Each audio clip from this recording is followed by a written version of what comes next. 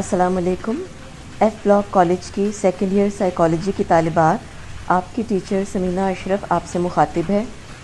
آج ہم نمو کے ایک اور پہلو کا مطالعہ کریں گے اور وہ ہے حسی اور ادراکی نمو. آپ جانتے ہیں کہ بیرونی دنیا سے معلومات وصول کرنے کی صلاحیت کو حس کہا جاتا ہے، اور اللہ تعالیٰ نے انسان کو 5 حواس سے نوازا ہے: دیکھنے کی حس، سننے کی حس، سونگھنے کی حس، چکھنے کی حس اور لمس کی حس. بلکہ اگر جلد کے حواس کا ذکر کیا جائے تو اس میں صرف لمس کی حس شامل نہیں ہے، بلکہ اس میں درجہ حرارت کی حس اور درد کی حس وغیرہ بھی شامل ہے. ویسے تو ان 5 حواس کے علاوہ توازن کی حس اور جسم کی پوزیشن کی حس بھی موجود ہوتی ہے انسان کے اندر، لیکن ابھی ہم انہی 5 حواس کے بارے میں بات کریں گے. ادراک بھی حس کے ساتھ ہی وابستہ عمل ہے، اور ادراک کا مطلب ہے حواس سے حاصل ہونے والی معلومات کو معنی پہنانا. حس اور ادراک ہمیشہ اکٹھے ہوتے ہیں، ان کو ایک دوسرے سے علیحدہ نہیں کیا جا سکتا. اس سبق میں آج ہم یہ پڑھیں گے کہ انسان میں حسی اور ادراکی نمو کیسے ہوتی ہے، یعنی اس کے حس اور ادراک کرنے کی صلاحیت کس طرح درجہ بدرجہ ترقی پاتی ہے. حسی اور ادراکی نمو کا مطالعہ ہم نومولود بچوں میں کریں گے. اس کی وجہ یہ ہے کہ انسان کے حواس پیدائش کے وقت ہی موجود ہوتے ہیں، اور اس کی حسی اور ادراکی صلاحیتیں زیادہ تر پیدائش کے وقت مکمل ہوتی ہیں، اور جو مکمل نہیں ہوتی تو وہ پیدائش کے فوراً بعد چند ہفتوں یا چند مہینوں کے اندر اندر نشو و نما پا جاتی ہیں.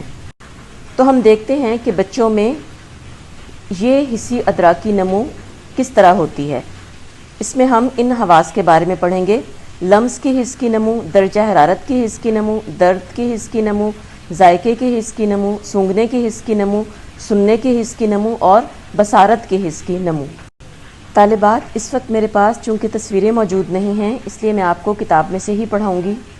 آپ کی کتاب میں صفحہ نمبر 13 پر سب سے پہلے پیراگراف کی چوتھی لائن میں لمس کی حس کے بارے میں بتایا گیا ہے. لمس یعنی چھونے کی حس، یعنی جلد کے اوپر دباؤ پڑنے کی حس. یہ حس استقرار حمل کے 6 سے 8 ہفتوں کے اندر اندر پیدا ہو جاتی ہے، یعنی یہ حس پیدائش سے پہلے سے موجود ہوتی ہے، اور وہ بچہ جو ماں کے رحم میں ہوتا ہے اس میں یہ حس موجود ہوتی ہے. البتہ اس وقت یہ حس نامکمل ہوتی ہے. استقرار حمل یعنی جب بچے کی زندگی کا پہلا خلیہ وجود میں آتا ہے تو اس کے 6 سے 8 ہفتوں کے اندر اندر بچہ کسی نہ کسی حد تک لمس یعنی دباؤ کو رد عمل دے سکتا ہے.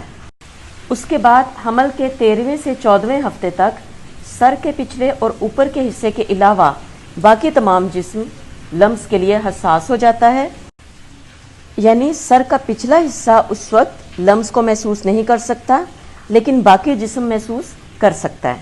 اچھا، سر کا پچھلا حصہ اور اوپر والا حصہ لمس یا دباؤ کو کب محسوس کرنا شروع کرتا ہے؟ یہ پیدائش کے بعد محسوس کرنا شروع کرتا ہے. اور چہرے کے بارے میں یہ خاص بات ہے کہ باقی تمام جسم کے مقابلے میں پیدائش کے وقت چہرے پر لمس کی حس سب سے زیادہ بچہ محسوس کر سکتا ہے. اس کے بعد ہے درجہ حرارت کی حس. درجہ حرارت کی حس کے بارے میں بھی یہ ایک بڑی دلچسپ بات ہے کہ یہ پیدائش کے بعد پیدا نہیں ہوتی، بلکہ یہ پیدائش سے پہلے ہی ماں کے رحم میں بچے کے اندر پیدا ہو جاتی ہے، اور پیدا ہوتے ہی بچہ گرم اور ٹھنڈے میں تمیز کر سکتا ہے.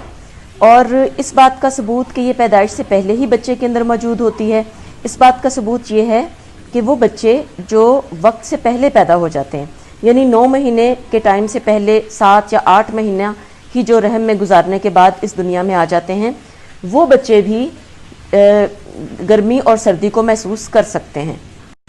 بچہ گرمی اور سردی کو محسوس کر سکتا ہے، اس کا کیسے پتہ چلتا ہے؟ کہ بچہ اگر اس کو بہت ٹھنڈا یا بہت گرم دودھ دیا جائے تو وہ اس کو نہیں پیتا اور وہ اس کو چھوڑ دیتا ہے. اس سے ظاہر ہوتا ہے کہ بچے کو سرد اور گرم کا فرق پتہ چل جاتا ہے. اس کے بعد ہے درد کی حس. آپ کی کتاب میں یہ درد کی حس کے بارے میں اسی ہیڈنگ کے نیچے لکھا ہوا ہے جہاں درجہ حرارت کی حس کے بارے میں لکھا ہوا ہے. درجہ حرارت کی حس والے پیراگراف کے آخری 3 لائنوں میں درد کی حس کے بارے میں بتایا گیا ہے۔ درد کی حس کے بارے میں جو خاص بات ہے وہ یہ ہے، ایک تو یہ کہ ماں کے رحم میں یہ موجود نہیں ہوتی، پیدائش کے وقت بھی درد کی حس بچے میں بہت کم ہوتی ہے۔ پیدائش کے وقت تھوڑی بہت درد کی حس ہوتی ہے، لیکن وہ صرف چہرے پر پائی جاتی ہے، باقی جسم پر نہیں ہوتی۔ دنیا میں آنے کے بعد بتدریج درد کی حس میں اضافہ ہوتا ہے، لیکن بچہ پیدائش کے وقت درد کو زیادہ محسوس نہیں کر سکتا۔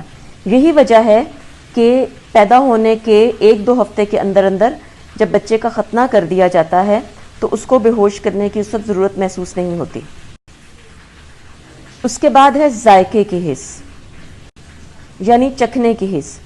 سوال یہ پیدا ہوتا ہے کہ کیا بچے مختلف ذائقوں کو محسوس کر سکتے ہیں؟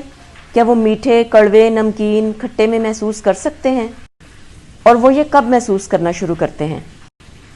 تو اس کا جواب بھی بہت دلچسپ ہے، اور وہ یہ ہے کہ بچوں میں ذائقے کی حس پیدائش سے پہلے ہی رحم مادر کے اندر ہی تشکیل پا جاتی ہے۔ یہی وجہ ہے کہ بچہ پیدا ہوتے ہی مختلف ذائقوں میں تمیز کر سکتا ہے۔ بچہ عام طور پر میٹھی چیزیں زیادہ شوق کے ساتھ چوستا ہے اور پیتا ہے، اور کڑوی چیزوں پر منہ بناتا ہے یا ان کو بالکل ہی منہ سے نکال دیتا ہے۔ اسی ہیڈنگ کے اندر اگلے پیراگراف میں سونگھنے کی حس کے بارے میں بتایا گیا ہے۔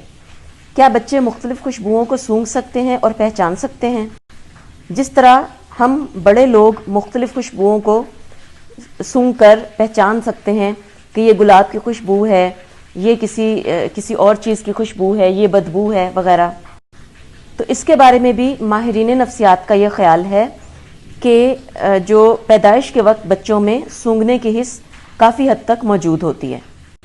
اب اس بات کا کیسے پتہ چلا؟ ظاہر ہے کہ چھوٹے بچے تو اپنی زبان سے نہیں بتا سکتے کہ ان کو خوشبو آ رہی ہے یا بدبو آ رہی ہے، تو اس کا اندازہ ایک بہت دلچسپ تجربے سے لگایا گیا۔ پتہ یہ چلا کہ جب بچوں کے ارد گرد کوئی خوشگوار مہک موجود ہو تو بچے زیادہ تیزی کے ساتھ سانس لینا شروع کر دیتے ہیں۔ اس سے ظاہر ہوتا ہے کہ وہ اچھی خوشبو کو سونگھ بھی سکتے ہیں اور انجوائے بھی کرتے ہیں۔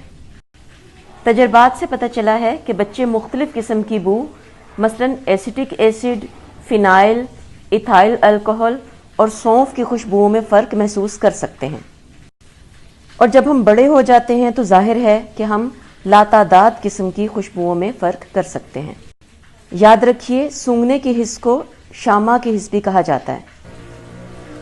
آخری پیراگراف کے آخری حصے میں سننے کی حس کے بارے میں بتایا گیا ہے۔ سننے کی حس کو سماعت کی حس بھی کہتے ہیں۔